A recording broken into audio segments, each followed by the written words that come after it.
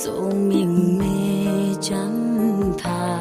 មានស្រីម្នាក់ស្មងស្មងរៀមរា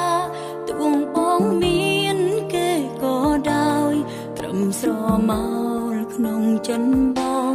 ក៏គ្រប់គ្រាន់សម្រាប់អូនហើយស្ដាប់ឮហើយទួងមិនឆ្លើយក៏បានស្រង់ទឹកភ្នែកស្រែកពីនឹករាល់ល្ងាចព្រឹកនឹកបងហេតុអ្វីក៏រវាងពួកយើងមានតែអូននឹកបងតែម្ខាងនាទីដែលកន្លងការលៀងបងបែរជាខកខាន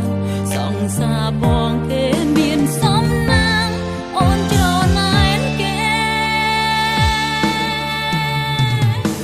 ចង់ដឹងថាតើបងស្រឡាញ់គេខ្លាំងប៉ុណ្ណាអាចប្រាប់បានទេ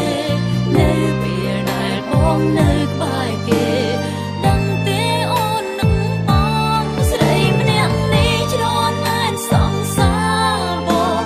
តែមិនបងបំបែកបងទេគ្រាន់តែស្ដាយស្គាល់បងយឺតពេលស្ដាយបងស្រឡាញ់គេមិនមែនអូន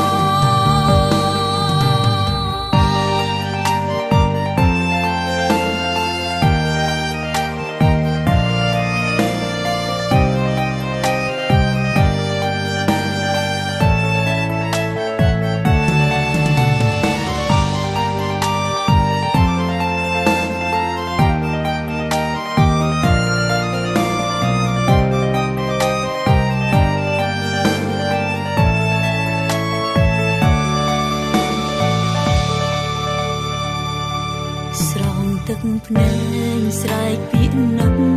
រាល់ល្ងាច